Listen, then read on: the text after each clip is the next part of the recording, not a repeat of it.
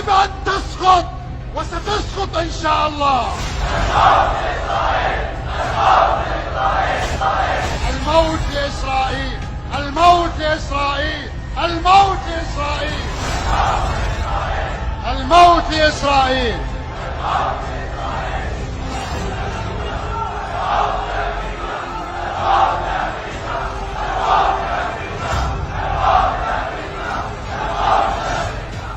الموت لأمريكا، الموت لأمريكا، الموت لأمريكا.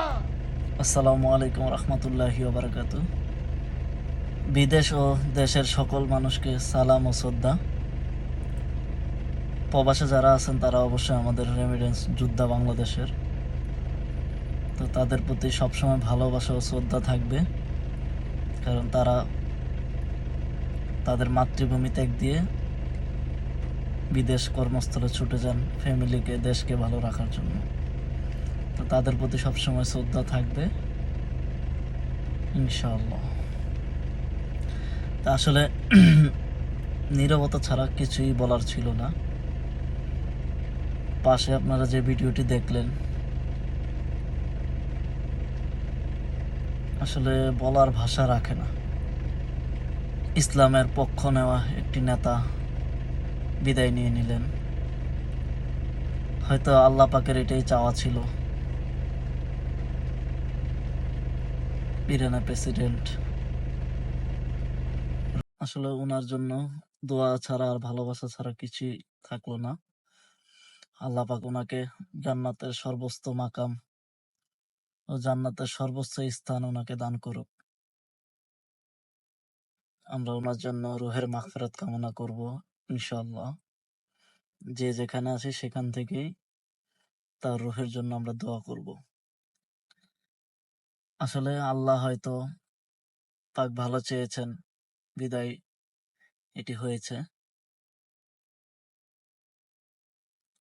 তো ইসলামটাকে যারা এভাবে আগলিয়ে রাখে তারাই আসলে ইসলামের শক্তিশালী নেতা ও সর্বস্তরের মানুষ তারাই। আর আমরা যতটুকু বুঝি, আমরা যারা ইমান অত মুসলমান হিসেবে পরিচয় দেই, আমরা হয়তো অনেকে মুসলমান আছি কিন্তু ইমানের পরিচয় দিতে পারি না, কারণ আমরা তেমন শক্তও না তেমন শক্তিশালীও না। তা আল্লাহ পাক বলেছে, তুমি কাউকে অস্ত্র দিয়ে বা মেরে যদি না পারো ইসলামকে রক্ষা করতে, তুমি মনে মনে তাকে ঘৃণা করো। আসলে আমাদের এখন ইসলামের প্রতি ভালোবাসা, মায়া, মোহাব্বত মানে ইমানদার ব্যক্তিদেরও এখন চলে যাচ্ছে। কেননা আমাদের বাংলাদেশে এখন তো দেখতেই পারতেছেন বিভিন্ন সোশ্যাল মিডিয়াতে একজন বক্তা যদি ভালো কথা বলে, একজন বক্তা যদি কথার ভিত্তিতে একটু ভুলভাল বলে ফেলে, এই কথাটাকে মিডিয়াতে এডিট করে বিভিন্ন রকম ইস্যু তৈরি করে ফেলে। তো এগুলা নিয়ে আসলে অনেক মত বিনিময় চলে আমাদের দেশে। যারা জ্ঞান অর্জন করছে, ইসলামের পথে চলছে, কোরআনটাকে বুঝছে, যারা কোরআনের বাণী মানুষের ভিতরে পুছিয়ে দেবে, তারাই আজকাল ইসলামটাকে নিয়ে বিভিন্ন সমালোচনা শুরু করে দিয়েছে। এটা কি একজন ইমানদারের পরিচয়, না একজন মুসলমানের পরিচয়, না যে আল্লাহকে চিনলো তার পরিচয়? আসলে আমরা আল্লাহকে চিনতে পারি নাই। কেন চিনতে পারি নাই? কারণ আমরা যদি আল্লাহকে চিনতাম অবশ্যই আমরা আল্লাহকে মানতাম। কারণ আমরা আল্লাহকে চিনি নাই, চিনতে পারি নাই। যেমন চিনতে পারে নাই ইবলিস শয়তান। ইবলিস শয়তান এত ইবাদত করলো আল্লাহর, তারপরও সে আল্লাহর প্রিয় বান্দার হতে পারলো না। শেষমেশ সে ইবলিস শয়তানে রূপান্তরিত হয়ে গেল। আসলে সে যে এত ইবাদত করলো আল্লাহর, এত গুণগান গাইলো আল্লাহর, এত সিজদা দিল, তারপরও তো সে ইমানদার হতে পারলো না। কারণ কারণ সে ইমানদার হতে পারলো না এই জন্যই তার ইমানটা শক্ত ছিল না। যদি তার ঈমান শক্ত থাকতো, মজবুত থাকতো, তাহলে সে যে আল্লাহ পৃথিবী সারা জাহান সৃষ্টি করলো তার কথা সে অবাধ্য হতে পারতো না।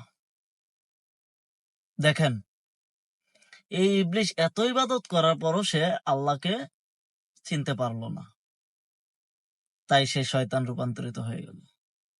তা আমরা যারা মুসলমান বা আমাদের আলেম ওলামারা আছেন, যারা জ্ঞানীয় মানুষ, আমরা যারা কোরআন ঠিকভাবে পড়তে পারি না বা কোরআনের জ্ঞান অর্জন করি নাই সঠিকভাবে, যা আমরা সঠিকভাবে হাদিস বা আমলগুলো ঠিকভাবে করতে পারি না, তাহলে আমাদের কি উপায় হবে?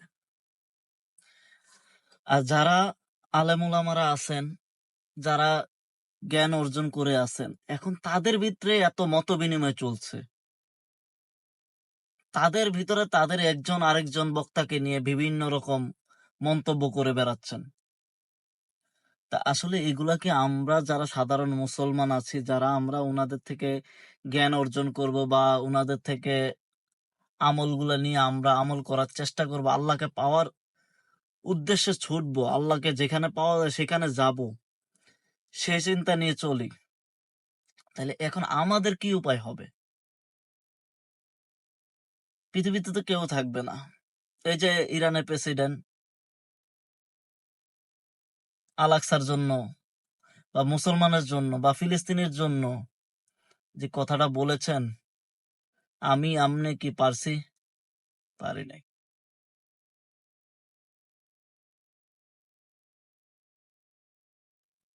জানি না সামনেও পারবো কিনা। আমরা আমাদের নবীজিকে নিয়ে গালমন্দ করলে বা আমাদের ইসলাম নিয়ে কটূক্তি করলে আমরা রেগে যাই, ক্ষেপে যাই, আন্দোলন করি, কিন্তু কি আন্দোলন কোথায়? একদিন, 2 দিন, 3 দিন, তারপরে আমরা কোথায় থাকি? যার যার পথে, যার যার কর্মস্থলে, যার যার ঠিকানায়, যার যার বাড়িতে। এটা কি ইসলাম? আসলে আমাদের বলার কোনো ভাষা নেই, বুঝছেন?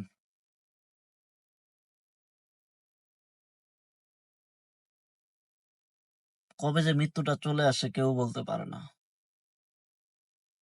তাই এখনো সঠিকভাবে সঠিক জ্ঞান অর্জন করে, বিবেককে প্রশ্ন করে, মানুষের বিরুদ্ধে কটূক্তি না করে কিভাবে মানুষের দোরগোড়ায় ইসলামটাকে পৌঁছানো যায়, সেইভাবে যদি আমরা ইসলামটাকে প্রচার করি, যার যার থেকে, যে আলেম উলামারা শুধু ইসলাম প্রচার করবে তা না। আমি একজন সাধারণ মানুষ, আমিও কালিমার দাওয়াত দিতে পারবো। আপনি একজন সাধারণ মুসলমান, আপনিও কালিমার দাওয়াত দিতে পারবেন, কিন্তু মনটাকে পরিষ্কার করতে হবে। সোশ্যাল মিডিয়াকে ব্যবহার করে আপনারা কালিমার দাওয়াত দেন, ইসলামটাকে প্রচার করেন। আসলে এইভাবে একে একে ইসলামের যোদ্ধারা চলে যাবে, একদিন শূন্য এই পৃথিবী পড়ে থাকবে। কিন্তু আপনাকে যে আল্লাহ পৃথিবীতে পাঠাইছে তার জন্য আপনি কি করলেন? সব নিজের জন্য করে যাবেন? কয়দিন আগে সম্প্রতি আরেকটা ভিডিও দেখলাম ফেসবুকে, আমি ভিডিওটা খুঁজতেছি, যদি পাই আপনাদের কাছে তুলে ধরবো। একটি ছেলে বলল যে আমি এমন নেতার পিছে নামাজ পড়বো না যে নেতা টাকা দিয়ে নামাজ পড়ায়। তা আমি সেই ভাইটাকে বলবো, আপনি যেই নেতার পিছনে স্কুলে যান, স্কুলের একজন শিক্ষকও তো নেতা, তো তিনি কেন আপনাদেরকে টাকা নিয়ে পড়ায়? কেন আপনাদেরকে টাকা দিয়ে বইয়ের জ্ঞান অর্জন করে? কেন আপনার বাবা মা আপনাকে স্কুলে পাঠায় জ্ঞান অর্জন করার জন্য টাকা দিয়ে? কেন? সেও তো একজন নেতা, সে তো টাকা ছাড়া আপনাকে পড়াইতে পারতো, জ্ঞান অর্জন করাইতে পারতো, সে কেন করে না? আপনি একজন ইমামের পিছনে নামাজ পড়তে পারবেন না বললেন, ইমাম সাহেবের কি পেট নাই? উনার কি বউ বাচ্চা নাই? উনার কি সংসার দরকার নাই? না উনার বাড়ি ঘরে বাবা মা নাই? কোনটা? ইসলামের দাওয়াত তো সবাই বিনা স্বার্থে দিচ্ছে। কে দিচ্ছে না? আপনি আপনার কাছ থেকে এখন মুখ দিয়ে বলেন, লা ইলাহা ইল্লাল্লাহু মুহাম্মাদুর রাসূলুল্লাহ সাল্লাল্লাহু আলাইহি ওয়াসাল্লাম। এই কথাটা শুনে যে ব্যক্তিটা এই কালিমাটা পড়বে, তাকেও তো আপনি দাওয়াত দেওয়া হয়ে গেল। তাহলে আপনি বিনা স্বার্থে দাওয়াত দিচ্ছেন না? তাহলে একজন ইমাম সাহেব, সে আপনাকে ৫ ওয়াক্ত মসজিদে ডাকতেছে, ৫ ওয়াক্ত নামাজ পড়াচ্ছে, তাকে কটা টাকা বেতন দেন? কোন মসজিদে সর্বোচ্চ জোরে গেলে দেখি ৬,০০০ টাকা, আর নাই তো ম্যাক্সিমাম মসজিদে ৪,০০০ টাকা ৫,০০০ টাকা বেতন। তো ওনার সংসারটা কিভাবে চলে? তারপর তো উনি আল্লাহর কাছে আলহামদুলিল্লাহ শুকরিয়া আদায় করে চলে।